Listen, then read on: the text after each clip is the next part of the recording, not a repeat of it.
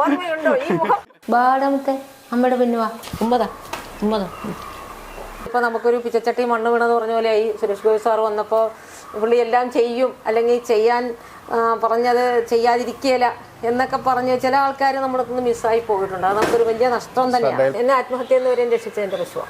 ജനുവരി 2 കടന്നു പോകുമ്പോൾ എൻ മക്കളല്ലാതെ എനിക്കാരുമില്ല കൂട്ടിനായി. നമസ്കാരം, കൊട്ടാരക്കര മീഡിയയിലേക്ക് ഏവർക്കും സ്വാഗതം. നമ്മളിപ്പോൾ ഉള്ളത് ഈ അടുത്ത കാലത്തെല്ലാം സോഷ്യൽ മീഡിയയിൽ വൈറലായ ചേർത്തലക്കാരിയായ ഉഷാദേവി അമ്മ എന്ന പശുക്കളുടെ സ്വന്തം അമ്മയുടെ വീട്ടുമുറ്റത്താണ്. ഉഷാദേവി അമ്മയുടെ മക്കളായ കല്യാണിക്കുട്ടിയുടെയും ത്രയംബകയുടെയും എല്ലാം വിശേഷങ്ങൾ നമുക്ക് ചോദിച്ചറിയാം.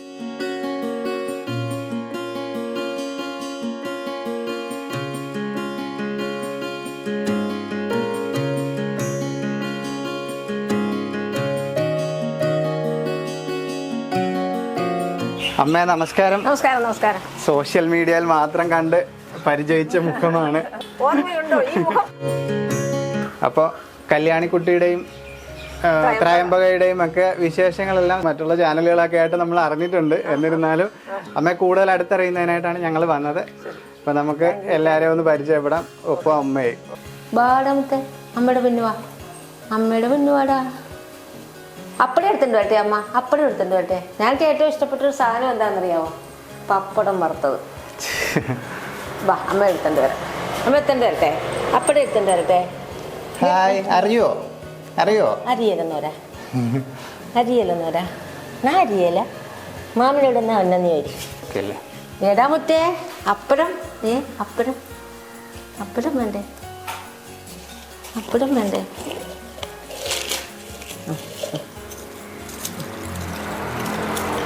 ഇത് മാത്രമേ തിന്നുള്ളൂ, വേറെ ഒരു തീറ്റയും വേണ്ട.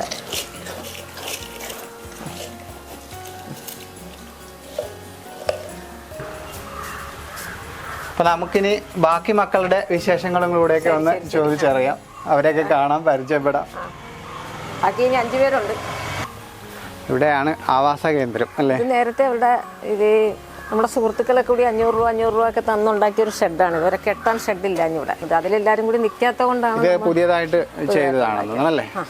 ഇത് ലക്ഷ്മിയുടെ 5ാമത്തെ മോളാണ്, അഞ്ജിത എന്നാണ് ഇവിടെ പേര്. അഞ്ജമാ ഉണ്ണാറ്റെ. ഇപ്പം ഇത് അഞ്ജിത അല്ലേ? അഞ്ജിത, ഇത് 5ാമത്തെ മോള്. അഞ്ജിത ദേഷ്യം വരുന്നുണ്ടോ? എഴുന്നേരി.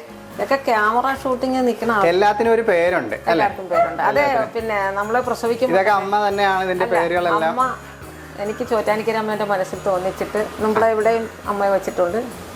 അമ്മയുടെ അടുത്ത് ഞാൻ പ്രാർത്ഥിച്ചിട്ട് പ്രാർത്ഥന ഇട്ടിട്ട് കിട്ടിയ പശുവാണിത്. 5 മക്കൾ കൂടി വാങ്ങിച്ചെന്ന മക്കളെയൊന്നും നമുക്കിപ്പോൾ അവരെവിടെയുണ്ടെന്ന് പോലും നമുക്കറിയില്ല. അവര് ഇങ്ങനെ അവിടെ അമ്മയുടെ അടുത്ത് പ്രാർത്ഥിച്ചിട്ട് അമ്മയ്ക്കൊരു അനുഗ്രഹം കിട്ടുന്ന ഒരാളിൻ്റെ അടുത്ത് അമ്മയെ നാരായണ എന്ന പുള്ളിയുടെ പേര്. പുള്ളിയുടെ അടുത്ത് അമ്മ പറഞ്ഞിട്ട് എൻ്റെ ഒരു ഭക്ത ഒരു സാധനം ചോദിച്ചിട്ടുണ്ട്, അത് മേടിച്ചു കൊടുക്കണമെന്ന് പറഞ്ഞു. അപ്പോൾ എന്താണെന്ന് ചോദിച്ചപ്പോൾ ഒരു പശുക്കുട്ടി എന്ന് പറഞ്ഞു. അത് അമ്മയുടെ ഈ പശു വളർത്തലെന്ന് പറയാൻ പറ്റില്ല. ശരിക്കും പറഞ്ഞാൽ ഇത് വേറൊരു ശരിക്കും ഞാൻ കണ്ടെടുത്തോളം പരിചയിച്ചോളത്തോളം ഇതൊരു വേറൊരു സംഗതിയാണ്. ശരിക്കും ഒരു പശുവുമൊത്തുള്ളൊരു ജീവിതം തന്നെയാണ് അമ്മയുടെ. കുടുംബം ശരിക്കും എങ്ങനെയായിരുന്നു ഒരു ഇതിനകത്തേക്കുള്ള ഒരു? ഞാൻ ജനിച്ചപ്പോൾ എൻ്റെ വീട്ടിൽ പശുക്കളുണ്ട്. എന്നെ പ്രസവിക്കാൻ CMS അമ്മ പ്രസവിച്ചത്, ഇപ്പോഴത്തെ ബിഷ്മോ സ്കൂള്. അപ്പോൾ അങ്ങോട്ട് വന്നപ്പോൾ അന്നൊക്കെ നമുക്ക് ഈ കറവയ്ക്ക് കിട്ടും പശുക്കളെ. ഈ താഴ്ന്ന ജാതിക്കാരും പശുവിനെ കറന്ന് അന്ന് എല്ലാവരും ഇതുപോലെ അല്ലല്ലോ. അപ്പോൾ അവരൊക്കെ പാല് കൊടുത്താൽ വാങ്ങിച്ചു കുടിക്കാൻ ആളുണ്ടായില്ല. അപ്പോൾ ആ കാലഘട്ടത്തിൽ ഇപ്പോൾ തമ്പ്രാക്കന്മാരും അടിയാന്മാരും എന്നുള്ളൊരു കാലഘട്ടം. അപ്പോൾ അവർ കൊണ്ട് നമുക്ക് തരും പശുവിനെ പ്രസവിച്ച് കഴിയുമ്പോൾ. അപ്പോൾ അവർക്കൊരു ചെറിയ മൂല്യം കൊടുക്കണം. അത് 3 മാസത്തേക്കോ 6 മാസത്തേക്കോ. അത് കഴിഞ്ഞിട്ട് അവർ പണ്ടം കൊണ്ടുപോകും തിരിച്ച്. പശുവും കുട്ടിയും കൂടെ അവർ കൊണ്ടുപോകും. അപ്പോൾ നമുക്ക് ഒരു നേരത്തെ കറവയുടെ പൈസ നമുക്കും, ഒരു നേരത്തെ കറവയുടെ ചിലവ് മറ്റവരുടെ വാടക. അങ്ങനെ ചെയ്തിരുന്ന കാലം. അപ്പൊ എന്നെ പ്രസവിക്കാൻ വേണ്ടി വന്നപ്പോ അമ്മ കൊടുത്തിട്ട് പോന്നു. അത് അമ്മയുടെ ഒരു വിവാഹത്തിന് മുമ്പുള്ള ഒരു കഥയല്ലേ? ഞാൻ ജനിച്ചപ്പോ ഉള്ളതാണ്. അപ്പൊ അന്നൊക്കെ കറവയ്ക്ക് കിട്ടും. അപ്പൊ അന്ന് അമ്മ ഉള്ളതിനെ കൊടുത്തിട്ട് പോന്നു. കാര്യം അമ്മയ്ക്ക് ചെയ്യാൻ പറ്റില്ലല്ലോ. അപ്പൊ അന്നൊക്കെ എന്ന് പറഞ്ഞാല് നമ്മള് 1 അണ 2 അണയൊക്കെ കാലഘട്ടമാണ്. പശുവും പാലിനും ഒരു എട്ടങ്ങിരിക്കൊക്കെ ഞാൻ 8 അണയ്ക്കാണ് ഒരിടങ്ങിൽ പാല് അമ്പലത്തിൽ കൊടുത്തോണ്ടിരുന്നത് എൻ്റെ ഒരു പ്രായത്തിൽ, ഒരു 5-6 വയസ്സുള്ളപ്പോഴൊക്കെ. അപ്പോൾ അന്നൊക്കെ എന്ന് പറഞ്ഞാൽ നാടൻ പാലിന് നല്ല മാർക്കറ്റുണ്ട്. നാടൻ പശു മാത്രമേ ഉള്ളൂ, വരവ് പശു ഇല്ല. എന്നുവെച്ചാൽ വരവ് പശു ഒന്നും ആരും എടുക്കാറില്ല. നമ്മുടെ നാട്ടിൽ തന്നെ ഇഷ്ടം പോലെ പശുക്കളുണ്ട്. കാര്യം മേഞ്ഞ് കിടക്കാൻ സ്ഥലങ്ങളുണ്ട്. ഇന്നത്തെ പോലെ വീടുകളില്ല.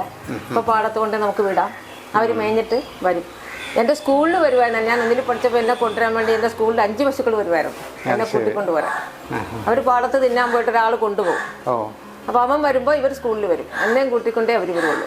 അപ്പോൾ അങ്ങനെ നമ്മൾ അന്ന് മുതൽ ഇവരുമായിട്ട് നല്ലൊരു ഒരു കുടുംബ ബന്ധം പോലെയാണ്. നമ്മളെല്ലാവരും പശുവിനെ വളർത്തണ പോലെ നമ്മൾ ഇതുങ്ങളെ വെട്ടുകാരെ കൊടുക്കാൻ അങ്ങനെയൊന്നുള്ള താല്പര്യം നമുക്കില്ല. ഇവരെ 25 വയസ്സുള്ള, ഞാൻ പറഞ്ഞില്ലേ 25 വയസ്സുള്ള ഒരു പശു ഉണ്ടായിരുന്നു. അവളാണ് ഇവിടെ ആദ്യമേ വൈറലായത്. അവൾ കഷ്ടപ്പെട്ട് പോയി വയനാട്ടിൽ. നമുക്ക് അവാർഡൊക്കെ കിട്ടിയതാണ്. പക്ഷെ അവാർഡ് കിട്ടിയെങ്കിലും 1 കിലോ കാൽത്തിറ്റ കിട്ടിയില്ല. അവർക്ക് ആരും അത് കൊടുത്തില്ല. ആ ഒരു സങ്കടം നമ്മുടെ ഉള്ളിലുണ്ട്. ഈ അടുത്ത കാലത്ത് സുരേഷ് ഗോപി സാർ, അതുപോലെ ലക്ഷ്മി നക്ഷത്ര, അവരെല്ലാവരും ഒക്കെ വന്നിട്ടുണ്ടായിരുന്നു അല്ലേ? പക്ഷെ അവരെല്ലാവരും വന്നു പോയി. പക്ഷെ നമുക്ക് ഏറ്റവും വലിയ സങ്കടം എന്ന് പറഞ്ഞപ്പോൾ ഇപ്പോൾ സുരേഷ് സാർ വന്നു, പശുക്കളെ പുള്ളിയുടെ ഫാമിലിയായിട്ട് വന്നിട്ടൊരു ഗോശാല നിർമ്മിച്ച് തരാം, എല്ലാവരും സഹായിക്കണം എന്നൊക്കെ പുള്ളി പറഞ്ഞു. പിന്നെ എൻ്റെ വീടിനൊരു ബാധ്യതയുണ്ട്. ഒരു 30 വർഷമായത് എൻ്റെ ഭർത്താവ് ഒരു ഹൗസിംഗ് ബോർഡിൽ നിന്ന് 1 ലക്ഷം രൂപ എടുത്താണ്. അതിന് 50,000 രൂപ അടയ്ക്കാനുണ്ട്. എന്നുവെച്ചാൽ അതിനിടയ്ക്ക് നമ്മുടെ മകന് തലച്ചോറ് സംബന്ധമായ ക്ഷീണം ഉണ്ടായപ്പോൾ നമ്മൾ ഡ്യൂ ആയിപ്പോയി. ഇനി അടയ്ക്കാൻ പറ്റിയില്ല. അപ്പോൾ അതിൻ്റെ പുറകെ നടന്ന് ഞങ്ങൾ വന്നപ്പോൾ 3 മാസം കഴിഞ്ഞു. അവനെ ഒന്ന് റെഡിയാക്കി നമ്മുടെ കയ്യിൽ കിട്ടിയപ്പോൾ. അപ്പോൾ പിന്നെ 2 എണ്ണം കൊണ്ട് ചെന്നപ്പോൾ അവരെടുത്തില്ല. പിന്നെ അങ്ങോട്ട് അടയ്ക്കാൻ പറ്റിയില്ല. അത് വീണുപോയി. അപ്പോൾ അവരിപ്പോൾ 9 ലക്ഷം രൂപയൊക്കെയാണ് എഴുതി വിടുന്നത്. ഞാൻ പറഞ്ഞു എൻ്റെ കയ്യിൽ അടയ്ക്കാനില്ല. ഞാൻ ഇത്രയും 73 വയസ്സാകാൻ പോണു. ഞാൻ ഇവിടെ നിന്ന് എടുത്ത് അടയ്ക്കാൻ എനിക്കൊരു വരുമാനം ഇല്ല. അപ്പോൾ പശുക്കൾ, ഞാൻ പറഞ്ഞു സാറേ അവരുടെ വരുമാനം എനിക്കില്ല. ഞാൻ എൻ്റെ മക്കളെ പോലെ, എൻ്റെ മക്കൾ പട്ടിണിയായാലും എനിക്ക് നോക്കിയിരിക്കാൻ പറ്റിയല്ലോ. അപ്പോൾ അങ്ങനെ ഞാൻ ഓരോ മക്കളെ പോലെ വളർത്തണം. അവരെ കൊടുത്ത് കാശ് മേടിച്ചോ അല്ലെങ്കിൽ ഒരു ക്രാവ് ഉണ്ടായി ഉടനെ അതിനെ കൊടുത്ത് 10,000 രൂപ മേടിച്ചിട്ട് നമുക്ക് അടയ്ക്കാവുന്നൊരു സംവിധാനം നമുക്കില്ല. ഇവരെത്ര പേരുണ്ടെങ്കിലും ഇവിടെ തന്നെയൊക്കെ നിൽക്കും. അമ്മ, ഞാൻ വിളിച്ച് പരിചയപ്പെടുന്ന സമയത്ത് ശരിക്കും എനിക്ക് കാര്യങ്ങളൊക്കെ എനിക്ക് മനസ്സിലായിട്ടുണ്ട് ആരൊക്കെയാണുള്ളത്. എന്നാലും നമ്മുടെ ഒരു പ്രേക്ഷകർക്ക് വേണ്ടിയിട്ട് ശരിക്കും അമ്മയ്ക്ക് ആരൊക്കെയാണോ ഉള്ളത്? എനിക്കിപ്പോൾ ഉള്ള ഈ പശുക്കളല്ലേ ഉള്ളൂ. എനിക്കൊരു മകനുണ്ടെന്ന് പറഞ്ഞാൽ എൻ്റെ കൂടെ ഇല്ല. പുള്ളി 2003 വന്നൊരു പ്രേമവിവാഹമായിട്ട് പോയതാണ്. ഹസ്ബൻഡ് മരിച്ചു. ഹസ്ബൻഡ് 2005 നവംബർ 13 മരിച്ചു. ഈ മക്കളുമൊത്തുള്ള ഇവിടുത്തെ ഒരു അതായത് കുടുംബജീവിതമല്ല ഞാൻ ഉദ്ദേശിക്കുന്നത്. ഈ മക്കൾ മാത്രമായിട്ടൊരു ജീവിതം ആരംഭിച്ചിട്ട് ഇപ്പോൾ ഒരു ഏകദേശം എത്ര നാളായിട്ടുണ്ട്? അല്ല, അത് ഭർത്താവുള്ളപ്പോഴും ഇവര് ഉണ്ട്. ഇവരൊക്കെ കട്ടിലേ കിടന്നുറങ്ങിയിട്ടുണ്ട്. ഇവിടെ ഞങ്ങളെല്ലാവരും കൂടി കിടന്നുറങ്ങിയിട്ടുണ്ട്. അവർക്ക് അതിനകത്ത് പരാതിയൊന്നും ഉണ്ടായിരുന്നില്ല. അത് ശരി. ഇപ്പോഴും അതുപോലെ തന്നെയാണ് ഇവരെല്ലാം കൂടെ തന്നെയാണെങ്കിൽ ഇവർക്ക് ഇവിടെ മുൻതലമുറക്കാർ, ആ തലമുറയിൽ ആരുമില്ല. അപ്പുവാണ് ഉണ്ടായിരുന്നത്. അത് സുരേഷ് ഗോപി സാർ വന്നപ്പോൾ ഞാൻ പറഞ്ഞില്ലേ പേടിച്ച് വീണു. പിന്നെ ഒരാഴ്ച കഴിഞ്ഞപ്പോൾ മരിച്ചു. അപ്പുവാണ് ഉണ്ടായിരുന്നത് 16 വയസ്സുള്ള ആ തലമുറയിൽ, ഇവിടെ വന്നപ്പോഴുള്ള തലമുറയിൽ.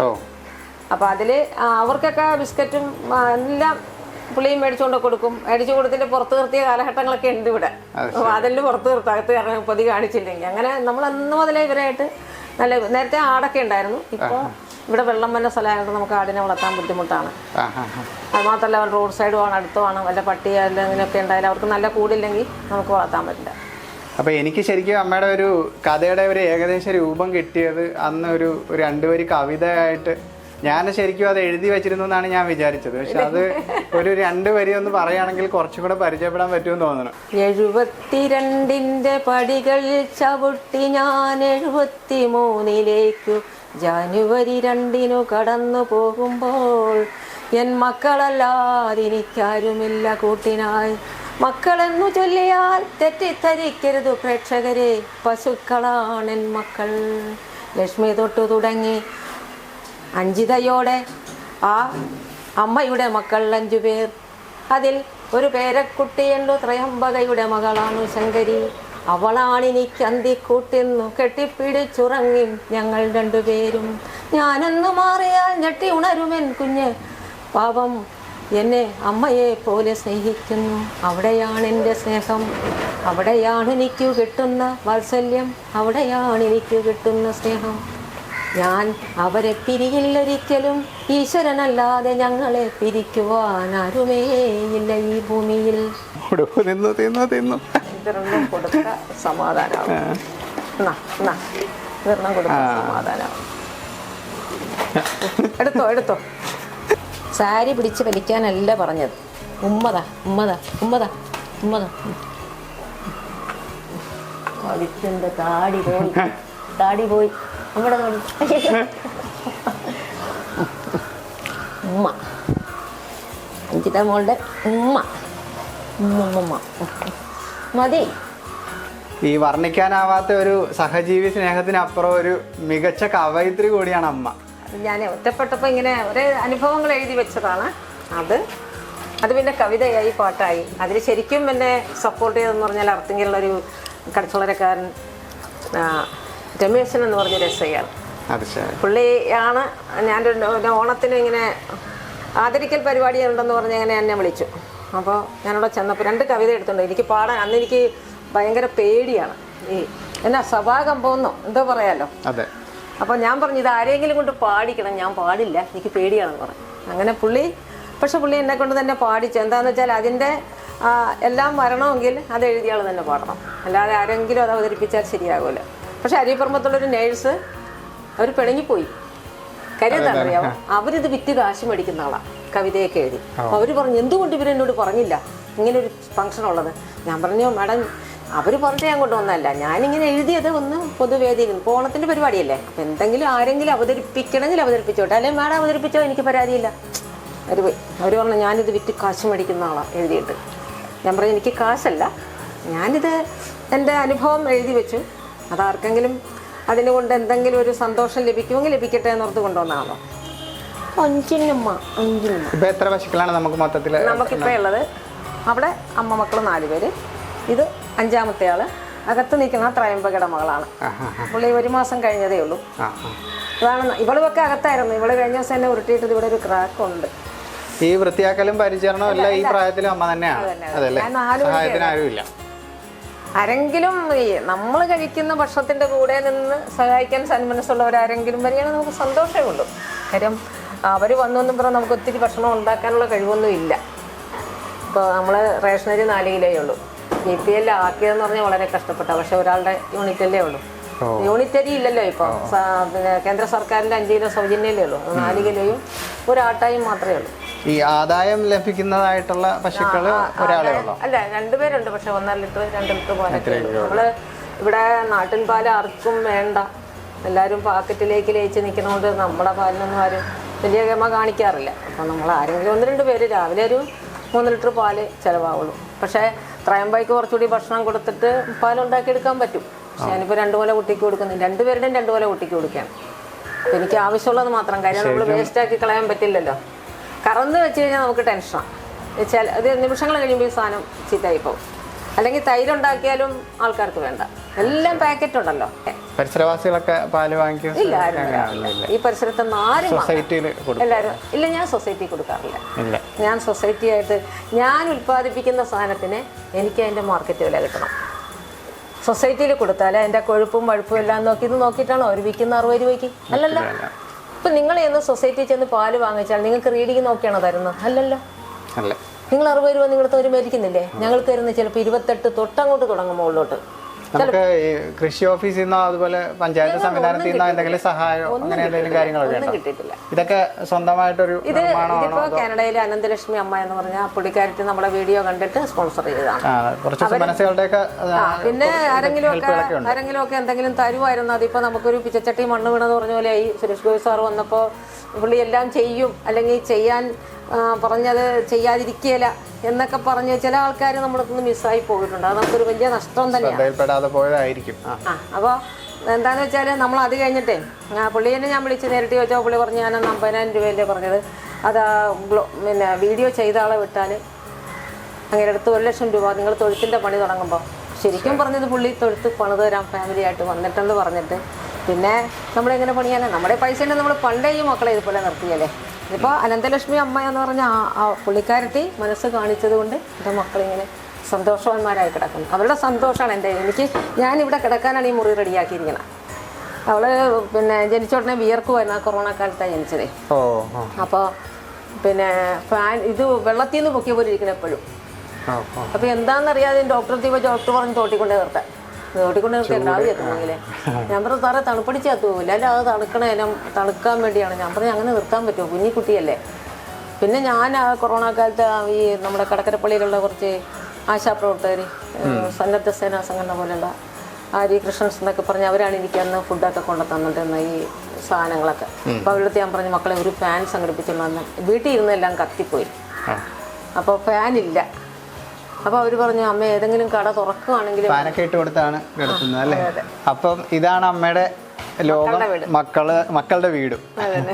മക്കളും വീടും. ഇതാണ് നമ്മുടെ സെലിബ്രിറ്റി കല്യാണിക്കുട്ടി. അത് ശരി, ഇദ്ദേഹത്തിനെയാണോ കറക്കുന്നത്? അല്ല, ഇയാള് ചെറിയ കുട്ടിയാണ്. ചെറിയ ആളാണ്. പിന്നെ ഇയാളാണ് ലോക വൈറൽ. ഇയാളും അവളും ത്രയംബകയാണ് പാത്രത്തിൽ മുള്ളി തരുന്ന ആളായിരുന്നു അകത്ത് നിന്നപ്പോൾ. ഇദ്ദേഹം അല്ലേ? ഇവക്കെന്ന് 1 മാസം പ്രായമുള്ളൂ കല്യാണിക്ക്. കല്യാണി വന്ന് ചാച്ചാൻ പറഞ്ഞപ്പോൾ വന്ന് ഇതുപോലെ കുഞ്ഞിനെ വന്ന് ചാച്ചും, മറ്റേവള് പാത്രത്തിൽ മുള്ളിത്തരും. അവള് ഇതാണ് പണ്ട് വൈറലായ ത്രയംബക അല്ലേ? ഇതവളുടെ അമ്മയാണ് ലക്ഷ്മി. ത്രയംബകയാണ്.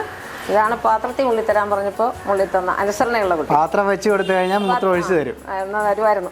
അത് ശരി. ഇപ്പൊ അതൊക്കെ മാറിയല്ലേ? ചെറുപ്പത്തിലായിരിക്കും അല്ലേ? ചെറുപ്പത്തിൽ 2 വയസ്സോളം ഉണ്ട്. അത് ശരി. അന്നേ കല്യാണം അത്ര ഉണ്ട് അവള്. എന്നാലും പിന്നെ നമ്മൾ കൂടുതൽ ചെറുതിലേ മുതൽ ഇപ്പൊ അതിനെ പഠിപ്പിക്കുന്നുണ്ട്. അതുപോലെ എന്നാലും ആയിട്ടില്ല. ഇച്ചിരി ഇത് കുസൃതി കൂടുതലാണ് ഇപ്പൊ. ചെറിയ പ്രായമല്ലേ, ഇച്ചിരി ആയിക്കഴിഞ്ഞാൽ പുള്ളി അത് അനുസരിക്കും. ഇത് അവരുടെ ചേട്ടനാണ്, കണ്ണൻ, കാളക്കുട്ടനാണ്. ഇപ്പൊ ശരിക്കും പറഞ്ഞു കഴിഞ്ഞാൽ ഒരു വൈറലാകുന്ന ഒരു വീഡിയോയേക്കാൾ ഉപരി ശരിക്കും ഇവരുടെ ഒരു ചെലവിനായിട്ടുള്ള ശരിക്കും ഒരു മുതലിവിടെ അമ്മ ശരിക്കും പ്രതീക്ഷിക്കുന്നുണ്ട് മറ്റുള്ളവരിൽ നിന്ന്. കാരണം ഇത്രയും പേരെ വേറെ വരുമാനമൊന്നും ഇല്ലാതെ പോറ്റിക്കൊണ്ട് പോകാന്ന് തന്നെ ഒരു വലിയൊരു ത്യാഗമാണ്. ഈ മനസ്സെപ്പോഴും നമ്മൾ നേറിക്കൊണ്ടിരിക്കും. കാര്യം ഇവരുടെ കാര്യത്തിന് എന്തെങ്കിലും ഒരു നേരത്തെ ഫുഡിന് ബുദ്ധിമുട്ട് വന്നാൽ നമ്മൾ വിഷമിച്ചു പോകും. അവരെന്താണെന്ന് വെച്ചാൽ അവരെ കെട്ടിയിട്ടിരിക്കുകയാണ്. നടന്നു തിരിയണ പശുവാണ് എന്തെങ്കിലുമൊക്കെ നടന്നു നിന്നവരുടെ വയറ് നിറയ്ക്കും. ഇതിപ്പോൾ അവർ കെട്ടിയിട്ടിരിക്കുന്നത് നമ്മുടെ ആ ചുറ്റുവട്ടപ്പാടിൽ അവർ കിടക്കുകയാണ്. അപ്പോൾ അവരുടെ ഫുഡിൻ്റെ കാര്യം നമ്മളാണ് മാനേജ് ചെയ്യേണ്ടത്. അല്ല, അവർക്ക് തിരക്കേണ്ട കാര്യമില്ലല്ലോ. അവർക്ക് ആ സമയമാകുമ്പോൾ അമ്മയെ കണ്ടില്ലേ ഒന്ന് വിളിക്കും. താമസിച്ചാൽ സത്യം പറഞ്ഞാൽ ഞാൻ പുറത്തിറങ്ങിയിട്ട് അവരുടനെ മാറി കിടക്കും. ഞാൻ ആരെങ്കിലും കാണുമ്പോൾ എനിക്ക് വിഷമമാണ്. അതിനെന്താ വെച്ചാലേ അമ്മ ഇല്ലല്ലോ ഇവിടെ, അല്ലെങ്കിൽ ആ അമ്മ വരുന്നില്ല. ഉടനെ മാറി എൻ്റെ ഇപ്പോൾ അവിടെ തന്നെ അവർ രണ്ടുപേരും കിടക്കണം കണ്ടോ. നമ്മൾ ഇവിടെ വന്നു ചാണാനൊക്കെ വാരിയിട്ട് പോയി ഫ്രഷായി അവർ കുളിയൊക്കെ കഴിഞ്ഞു. ഒരാളെ ഉള്ളെങ്കിൽ ഇവിടെ ഫുള്ള് നീറ്റാക്കിയാണ് നടത്തിയിരിക്കുന്നത് അല്ലേ? ഞാൻ പറഞ്ഞില്ലേ 4 മണിക്ക് എഴുന്നേറ്റ് വന്ന് ചാണാൻ വരും. 4-5 ട്രിപ്പ് കൊണ്ടേ ചാണാൻ പോകുള്ളൂ. കാര്യം 8 മണി തൊട്ട് തുറന്നല്ലേ അവർ. 8-8:30 ആകുമ്പോൾ ഞാൻ ഇവിടെയൊക്കെ റെഡിയാക്കി ഇവർക്ക് ആ ചാക്കൊക്കെ ഇല്ലേ ഇതിൻ്റെ പുറത്ത് ആ ചാക്കിട്ട് കൊടുക്കും. ഇനിയിപ്പോൾ 2 റബ്ബർ ഷീറ്റ് കൂടി ഇവിടെ വേണം, അല്ലെങ്കിൽ നമ്മൾ തെന്നി വീഴും ഇവിടെ. എനിക്കൊരു പേടിയുണ്ട്. കാര്യം തൊഴുത്ത് ചെയ്ത മേസരിമാർ വളരെ മോശമായിട്ട് ചെയ്തു. വെള്ളം കെട്ടി നിൽക്കുന്നുണ്ടോ. ഈ ഹോളൊക്കെ ഇട്ടിട്ട് വരുന്ന പ്രയോജനമില്ല. ഞാൻ ആ നടയെ കൊണ്ടുവന്നിട്ട് അടിച്ച് കളയണം. പക്ഷെ അവിടെ കൊണ്ടുവരികയെന്ന് പറഞ്ഞത് ഇവിടെയൊക്കെ കണ്ടോ നീരാണ് എനിക്ക്. 3-4 നേരം അടിച്ച് കളയണ്ടേ. 6 മാസം കൊണ്ടായത് പണി തീർത്ത് കിട്ടിയത്. കാര്യം നമുക്ക് പഞ്ചായത്തിൻ്റെതായ സബ്സിഡിയും കാര്യങ്ങൾക്കായിട്ടൊന്നും അപേക്ഷയൊന്നും കൊടുത്തിരുന്നില്ല. അവർ നമ്മൾ ഇത്രയും ഡ്രസ് വർക്കൊക്കെ കഴിഞ്ഞപ്പോൾ ഞാൻ പ്രധാനമന്ത്രിക്ക് എഴുതിയിട്ടുണ്ടായിരുന്നു. എനിക്ക് ഇവിടുത്തെ സർക്കാരൊന്നും തരുന്നില്ല. എനിക്കൊരു കക്കൂസ് ഇല്ല. കാര്യം വീട് പണിതപ്പോഴുള്ള കക്കൂസ് ഇവിടെ വെള്ളം നിൽക്കുന്ന സ്ഥലമായതുകൊണ്ട് എൻ്റെ ടാങ്ക് കെട്ടുന്ന ടാങ്കാണ്. നമ്മുടെ ഇവിടുത്തെ പോലെ പാർക്കുന്നതല്ല. അതെല്ലാം കൂടി അങ്ങോട്ട് പോയി. ടോപ്പ് മാത്രമേ ഉള്ളൂ. അതിപ്പോൾ യൂസ്ലെസ്സാണ്, നമുക്ക് ഉപയോഗിക്കാൻ പറ്റുന്നില്ല. അപ്പോൾ 15 വർഷമായിട്ട് ഞാൻ പുറത്ത് വീടിൻ്റെ എവിടെയെങ്കിലും ഒരു സ്ഥലത്താണ് ചെയ്യുന്നത്. അപ്പോൾ അതിനായിട്ട് നമ്മൾ പഞ്ചായത്തിന് അതുപോലെ അധികാരികളെ ആരെയും സമീപിച്ചിരുന്നില്ല. പറയുന്നത് പണിത് കാണിച്ചാൽ പൈസ വരാം. ഈ പണിത് കാണിക്കാൻ കാശുണ്ടെങ്കിൽ ഞാൻ പിന്നെ എന്തിനാ അവരുടെ അടുത്ത് പോണേ? എൻ്റെ ആവശ്യമില്ലല്ലോ, ഞാൻ പണിതാ പോരെ. പിന്നെ 14,000 18,000 രൂപയുടെ ടാങ്ക് പണിത് വെച്ചാൽ അവർ 9,400 രൂപ തരും. ബാക്കി പൈസ ആര് കൊടുക്കും? ഞാൻ ഈ മക്കൾക്കാരെങ്കിലും എന്തെങ്കിലും തരുന്നുണ്ടെങ്കിൽ അതിൽ നിന്ന് എനിക്ക് വലിക്കാൻ പറ്റുമോ? ഞാൻ 10 പൈസ വലിക്കില്ല. എനിക്കിഷ്ടമല്ലത്. എനിക്ക് അരിയില്ലെങ്കിൽ ഞാൻ പട്ടിണി കിടക്കും. പക്ഷെ മക്കളെ പട്ടിണി ഇടിയില്ല. അവർക്ക് ഒരു ബുദ്ധിമുട്ട് വന്ന രീതിയിൽ നമ്മൾ ഇന്നുവരെയും പെരുമാറില്ല. നാളും അങ്ങനെ തന്നെ ആകണമെന്നാണ് എൻ്റെ ആഗ്രഹം. ആരെന്ത് തന്നാലും അവരുടെ കാര്യത്തിന് നിന്ന് അവരുടെ കാര്യത്തിന് ഉപയോഗിക്കാം. ഇപ്പോൾ തൊഴുത്തിൻ്റെ കാര്യത്തിന് പറഞ്ഞപ്പോൾ എന്നോട് ഹൗസിംഗ് ബോർഡുകാർ പറഞ്ഞ് അതിൽ നിന്ന് 1 ലക്ഷം രൂപ വലിച്ച് ഞാൻ പറഞ്ഞ് ചെയ്യില്ലെന്നോ. അത് അവർക്കൊരു വീടിന് തന്നാൽ അത് അവരുടെ വീട് പണിത് അവർ സന്തോഷമായിട്ട് അവർ കിടക്കണം. അല്ലാതെ നമ്മൾ അതിൽ നിന്നെടുത്ത് എൻ്റെ വീട് സുരക്ഷിതമാക്കിയിട്ട് കാര്യമുണ്ടോ? ഞാൻ സന്തോഷമായിട്ട് കിടന്നിട്ട് കാര്യമില്ല. മക്കളെപ്പോഴും മൂത്രത്തിലും കാറ്റടിയും ഇടിവെട്ടും ഒക്കെ കണ്ടുകൊണ്ട് കിടക്കണ അവരുടെ ആ ഭയപ്പാട് ഞാൻ കാണണ്ടല്ലോ. അപ്പോൾ അവിടെ നിന്നപ്പോഴെന്ന് പറഞ്ഞാൽ ഇടിവെട്ടൊക്കെ വരുമ്പോൾ ഞാൻ ഓടി വരുമായിരുന്നു അവിടെ ഇവർ ഭയക്കുമ്പോൾ. ഇപ്പോൾ അവർക്ക് ഇതിപ്പോൾ ഈ നെറ്റും വലിച്ചു കിട്ടും, അവിടെ നെറ്റുണ്ടാകും വലിച്ചു കിട്ടുമ്പോൾ ഒരു സുരക്ഷിതരായി. ഈ ത്രൂ കാണുന്ന പോലെയുള്ള ബുദ്ധിമുട്ടില്ല. അപ്പോൾ അവരെപ്പോഴും സന്തോഷവാന്മാരായിട്ടും അവർ പെരടകത്തൊക്കെ കിടന്നോളാം. എല്ലാവരും പെരടകത്ത് കിടന്നോളാം. ലക്ഷ്മി മാത്രമേ പെരടകത്ത് കിടക്കാത്തുള്ളൂ, ബാക്കി എല്ലാവരും പെരടകത്ത് കിടന്നു. ഇത് നമ്മളുടെ ഒരു ജീവിത സാഹചര്യം കൊണ്ട് ഇങ്ങനെ പശുക്കളിലേക്ക് ഇങ്ങനെ ഒതുങ്ങിയതാണോ, അതോ അതിനോടുള്ള ഒരു ആത്മാർത്ഥ ഇതുകൊണ്ട് അവരിലേക്ക് ആയതാണോ? നമ്മൾ മനുഷ്യര് എന്നെ ആത്മഹത്യ എന്ന് വരെയും രക്ഷിച്ചത് എൻ്റെ പശുവാണ്. കാര്യം എനിക്ക് ഒരു മാനസിക ബുദ്ധിമുട്ടുണ്ടാകണ ഒരു വാക്കിൽ നിന്ന് ഞാൻ ആത്മഹത്യ ചെയ്യാൻ പ്ലാനിട്ടു. ഈ പട്ടിണിയായപ്പോൾ ഒരാളത്തിൽ 20 രൂപ ചോദിച്ചപ്പോൾ അങ്ങേര് പറഞ്ഞ ആ കൊച്ചു പയ്യനാണ്, എൻ്റെ മകൻ്റെ പ്രായമില്ല, അവൻ പറഞ്ഞ വാക്കുകൾ എനിക്കത്ര ഉൾക്കൊള്ളാൻ പറ്റിയില്ല. ഇപ്പം ഇതിൻ്റെ വേണ്ട പുല്ലുകളൊക്കെ നമ്മളിവിടെ തന്നെയൊക്കെ അത്രേ ഉള്ളൂ, ബാക്കി പുറത്തേക്ക് പോകുന്നില്ല ഇപ്പം. നമുക്ക് ഈ തോളസ്ഥി കണ്ടോ വിട്ട് പോരാ. അപ്പോൾ അത് എനിക്ക് തോളത്തെ വെച്ചേ അറിയാവുള്ളൂ, തലയെ വെച്ച് അറിയാൻ പറ്റില്ല, നടന്നു പോരാ. അപ്പോൾ ഇപ്പോൾ നടക്കുന്നില്ല. ഇവിടെയുള്ളതൊക്കെ ചെത്തി കൊടുക്കും. പിന്നെ കച്ചിന് കൊടുക്കുകയാണ് കൂടുതൽ. മോനുണ്ടെന്ന് പറഞ്ഞല്ലേ? മോനല്ലേ? മോൻ എൻ്റെ കൂടെ ഇല്ല. പുള്ളി ഇപ്പോൾ 10-18 വർഷമായിട്ടുണ്ട്. അതെ അല്ലേ? 2003 പുള്ളി വിവാഹിതനായി പോയതാണ്. അങ്ങനെ പുള്ളി എന്തോ വർക്ക് ചെയ്യാൻ വേണ്ടി അവിടെ വണ്ടി ഓടാൻ വേണ്ടി പോയിരിക്കുകയാണ്. വല്ലപ്പോഴൊക്കെ വിളിക്കും. ഇപ്പോഴാ നമ്മളിപ്പോൾ വന്നപ്പോൾ വിളിച്ച ആ പയ്യൻ, അവൻ കരിമുകുളം മറ്റേ ഉള്ളതാണ്. വീഡിയോ കണ്ടിട്ട് എല്ലാ മാസവും വരും. അവൻ അരിയായി എന്തെങ്കിലുമൊക്കെ സാധനങ്ങൾ, ഇതുങ്ങൾക്ക് തീറ്റ സാധനങ്ങൾ, വറാപരിയൊക്കെ ആയിട്ട് വരും. അപ്പോൾ കഴിഞ്ഞ ദിവസമാണ് പുള്ളി ദുബായിലേക്ക് പോയത്. അപ്പോൾ എന്നോട് പറഞ്ഞ അമ്മ പ്രാർത്ഥിക്കണം, ദുബായിൽ പോയാൽ എനിക്ക് ശമ്പളം കിട്ടിയ അമ്മയുടെ മക്കൾക്കൊരു വിഹിതം ഞാൻ അയച്ചു തരും. അപ്പോൾ ഇപ്പോൾ പുള്ളിക്ക് സൈറ്റ് കിട്ടിയിട്ടില്ല. അതിനാണ് ഈ വിളിക്കുന്നത്. നമ്മളെ സ്വന്തം മക്കളെക്കാളും അല്ലെങ്കിൽ നമ്മുടെ ബന്ധുക്കളുണ്ട്, സ്വന്തക്കാരുണ്ട്, എല്ലാം ഉണ്ട്. പക്ഷെ അവരാരും നമ്മളെ ഒന്ന് വിളിക്കാറോ അന്വേഷിക്കാറോ ഒന്നുമില്ല. അതിനൊക്കെ ഒത്തിരി സങ്കടങ്ങളുണ്ട്. നമ്മളെ സങ്കടമൊക്കെ ഇവിടെ വന്ന് ഇവരുടെ അടുത്ത് പറഞ്ഞാൽ വിളിക്കുന്നില്ല, ആരുടെ അടുത്ത് പറയാൻ.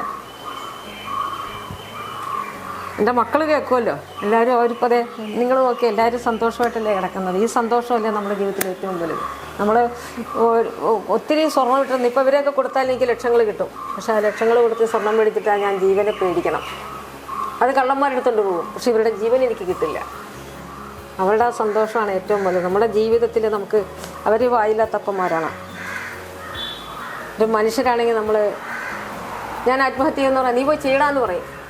പക്ഷെ എൻ്റെ മകള് നിറച്ച് പുല്ലിട്ട് കൊടുത്ത് ഞാൻ ഈ ഇതിലേ ഇല്ലേ വതളങ്ങയില്ലേ, അതെടുത്തോണ്ട് വന്നിട്ട് പുല്ലിനകത്ത്, കുട്ടത്തിലുള്ളവരാരും കണ്ടില്ല, വതളങ്ങ എടുത്ത് പുല്ലിനകത്ത് ചെടി വെച്ചു. അത് കഴിച്ചാൽ മരിക്കുമെന്ന് കേട്ടിട്ടുണ്ട്. അതെടുത്തോണ്ട് വന്ന് വെച്ചിട്ട് ഞാൻ അന്ന് ലക്ഷ്മിയും കിങ്ങിണിയും രഞ്ജിനിയുണ്ട്, പിന്നെ അപ്പുണ്ട്, ഉണ്ണിയുണ്ട്, 2 കളക്കുട്ടന്മാർ. ഇവർക്കൊക്കെ നിറയെ പുല്ലിങ്ങനെ കൂമ്പാരം വെച്ച് കൊടുത്തിട്ട് ഞാൻ പറഞ്ഞു അവർക്ക് തേങ്ങ വീണാലാണ് പുഷ്ടി മേടിച്ച് കൊടുക്കാൻ എനിക്കായിട്ട് വന്നു.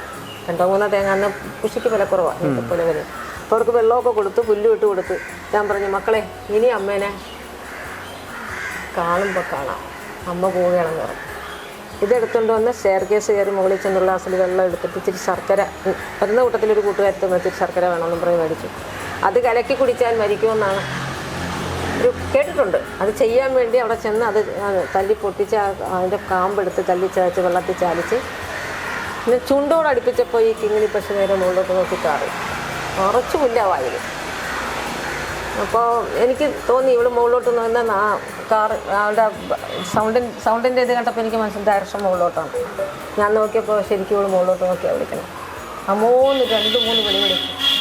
എൻ്റെ ആ ട്രെൻഡേ പോയി. കാര്യം ഞാൻ പോയാൽ അവളുടെ ജീവൻ പോയി. അവൾക്ക് 20 വയസ്സൊന്നും പറഞ്ഞിട്ട് കാര്യമില്ല. ഞാൻ ഇറങ്ങി ഓടി വന്നിട്ട് ഞാൻ താഴെ വന്നു ആ ക്ലാസ് തട്ടിക്കളഞ്ഞു. എന്നിട്ട് പുറത്ത് വന്നിട്ട് പറഞ്ഞു, അവളെ ഇവരുടെ മുമ്പ് വെച്ചിട്ട് ഞാൻ പറഞ്ഞു, മോനെ ഇനി അമ്മ ഒരിക്കലും ചെയ്യില്ല, മാപ്പ് മക്കളെ, നിങ്ങൾക്ക് എന്നെ വേണമെന്ന് എനിക്ക് മനസ്സിലായി. അമ്മ ഒരിക്കലും നിങ്ങൾ പിരിഞ്ഞു പോയാലും അമ്മ നിങ്ങളെ പിരിഞ്ഞു പോകില്ല എന്ന് പറഞ്ഞു. ഇഷ്ടംപോലെ ഉമ്മ കൊടുക്കുകയാണ് അവൾക്ക്. അതോടുകൂടി ആത്മഹത്യാശ്രമം ഉപേക്ഷിച്ചു, അല്ലെങ്കിൽ അന്ന് പോയേനെ. പക്ഷെ ആ പശുവിന് അങ്ങനെ തോന്നി, അത് ദൈവഹിതമായിരിക്കാം ചിലപ്പോൾ. ഇപ്പം അതിനുശേഷമാണ് ഇവരൊക്കെ കിട്ടിയത്. ശരിക്കും ഇതിൻ്റെ ഒരു വരുമാനത്തിൽ നിന്ന് തന്നെ നമുക്ക് ഇത്രത്തോളം പശുക്കളെയൊക്കെ മാനേജ് ചെയ്ത് പോകാൻ പറ്റില്ല എന്ന് നമുക്കിത് എത്ര നാൾ ഇങ്ങനെ കൊണ്ടുപോകാൻ പറ്റുമെന്നാണ് അമ്മ വിചാരിക്കുന്നത്? പരമാവധി കൊണ്ടുപോകണം. ആയാലും ഞാൻ ഉപേക്ഷിച്ച് കളയില്ല. അതിപ്പോൾ എൻ്റെ താലിവരെയും വിറ്റ് ഞാൻ ഇവർക്ക് ഭക്ഷണം മേടിച്ച് കൊടുത്തിട്ടുണ്ട്. ഭർത്താവ് മരിച്ച സമയത്ത് കഴിക്കാനുള്ളൊരു ബാങ്കിൽ കൊണ്ട് താലി വെച്ച് കാലത്തിട്ട് മേടിക്കാൻ കാശല്ലാണ്ട് അത് വിറ്റ് പോയി. അവസാനം മേടിക്കാൻ പറ്റിയില്ല. കാര്യം എനിക്ക് വേണ്ടിയല്ല, കടയിൽ കിടന്ന കമ്മൽ വിറ്റ് ചെയ്യാൻ, അതും അവർക്ക് വേണ്ടിയായിരുന്നു. എൻ്റെ ഭർത്താവായിട്ട് ഇനി ഒത്തിരി വഴക്കിട്ടുണ്ട്. പുള്ളി എൻ്റെ കയ്യിൽ ഭക്ഷണം കഴിക്കാൻ വന്നിട്ടുണ്ട്, ഇവരെ വിൽക്കണമെന്ന് പറയും. ബുദ്ധിമുട്ട് വന്ന സമയം ഞാൻ പറഞ്ഞു വിൽക്കില്ലെന്നോ. അവരെ കൊണ്ട് ഇറച്ചിക്കടയിൽ കൊടുത്ത അവരുടെ ആ വേദന ഭയങ്കരമാണെന്ന് പറയും. നമ്മളെ വിളിച്ചിട്ടേ അവർ കാറുള്ളൂ അവിടെ നിന്ന്. അപ്പം നമ്മൾ കേൾക്കില്ല. ഞാൻ പറഞ്ഞു നമ്മൾ കേൾക്കും. നമ്മളവരെ സ്നേഹിക്കുന്നുണ്ടെങ്കിൽ കറക്റ്റായിട്ട് നമ്മൾ കേൾക്കും.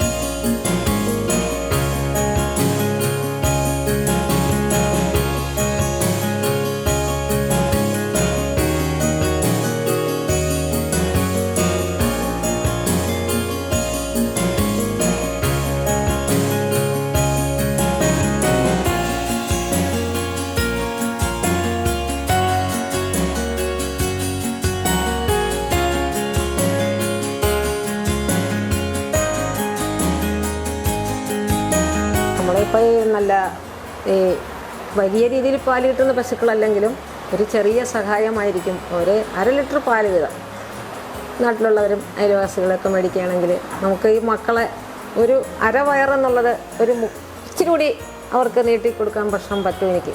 കാര്യം ഞാൻ ഒറ്റയ്ക്ക് തേടിയിട്ട് ഇവരുടെ അല്ലെങ്കിൽ ഇവരുടെ അവർ തരുന്ന ഉൽപ്പന്നങ്ങൾ വിറ്റഴിച്ച് അവരെ പുലർത്താൻ പറ്റുന്നില്ല. അപ്പോൾ അത് ഒരു വലിയ സഹായമായിരിക്കും സ്വല്പം പാലെങ്കിലും മേടിച്ച് എന്നെ സഹായിക്കുക എന്നുള്ളത്. ഞാനിവരെ വളർത്തുന്നതുകൊണ്ട് ആർക്കും ഒരു ബുദ്ധിമുട്ട് നമ്മൾ ഉണ്ടാക്കുന്നില്ല. അവരെ പുറത്തു കൊണ്ടേ കെട്ടി അല്ലെങ്കിൽ ആരുടെയെങ്കിലും ബുദ്ധിമുട്ട്, അവരാരും പുറത്തേക്ക് പോകുന്നില്ല, ഇവിടെ തന്നെയൊക്കെ ജീവിക്കുന്നവരാണ്. ഒരു കൂടക്കീഴിലെന്ന് പറഞ്ഞ പോലെ ഞങ്ങൾ ജീവിക്കുകയാണ്. അപ്പോൾ ഞങ്ങൾക്കൊരു ചെറിയ സഹായം സ്വല്പം പാലെങ്കിലും വാങ്ങിച്ച് സഹായിച്ചാൽ വലിയ ഉപകാരമായിരിക്കും. പക്ഷേ ഇത്രയും പേരുണ്ടെങ്കിലും ശരി, ഇപ്പോഴും ആരെങ്കിലും ഉപേക്ഷിക്കപ്പെടുത്ത രീതിയിൽ പശുക്കൾ നിർത്തുകയാണെങ്കിൽ ഞാനുമായിട്ട് സഹകരിച്ച് പോകുന്ന പശുക്കളാണെങ്കിൽ ആര് തന്നാലും പൊന്നുപോലെ വളർത്താനുള്ള മനസ്സുണ്ട്. എൻ്റെ പ്രായം അതിനൊരിക്കലും പ്രശ്നമേ അല്ല. കാര്യം ഇവരെ ഇറച്ചിക്ക് കൊടുക്കാൻ അത് കൊണ്ടുപോകുന്നത് കാണാനും ബുദ്ധിമുട്ടാണ്. അവരെ തന്നാൽ ഞാൻ പൊന്നുപോലെ വളർത്തിക്കോളാം. എൻ്റെ പരാധീനതകൾ അവിടെ ഒരു പ്രശ്നമല്ല.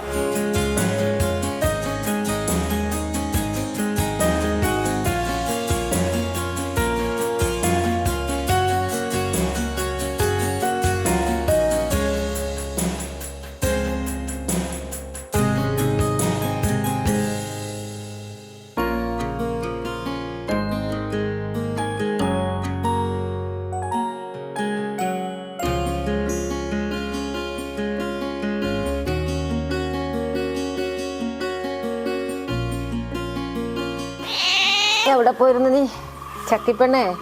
നീ എവിടെ പോയിരുന്നു? എവിടെ പോയിരുന്നു? നീ ഇവിടെ ഇല്ലായിരുന്നോ?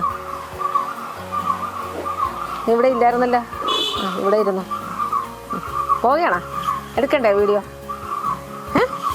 വീഡിയോ എടുക്കണ്ട അതിൻ്റെ?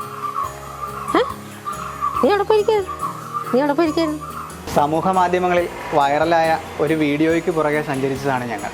പക്ഷേ ഇവിടെ വന്ന് കണ്ടപ്പോഴാണ് മനസ്സിലാകുന്നത് അതിനേക്കാളൊക്കെ ഒരുപാട് ഉപരിയാണ് ഇവിടം. കണ്ടതിലും കേട്ടതിലും അപ്പുറം അത്ഭുതകരമാണ് ഉഷാമ്മയുടെ ജീവിതം. വൈറലാക്കപ്പെടുന്ന കണ്ടൻറ്റുകൾക്കപ്പുറം ഷെയർ ചെയ്യപ്പെടുന്ന, സ്പ്രെഡ് ചെയ്യപ്പെടുന്ന സ്നേഹവും കരുതലും കൊതിക്കുന്ന ഒരു മനസ്സുമുണ്ട് ഉഷാമ്മയ്ക്ക്. പരാധീനതകൾക്കിടയിലും ഇത്രയും മക്കൾക്ക് ഭക്ഷണം കൊടുക്കുവാനും അവരെ മക്കളെ പോലെ പരിപാലിക്കുവാനും ഉഷാമ്മ കാണിക്കുന്ന ഈ മനസ്സിന് ഹൃദയത്തിൽ നിന്നും ഒരു കൂപ്പുകൈ.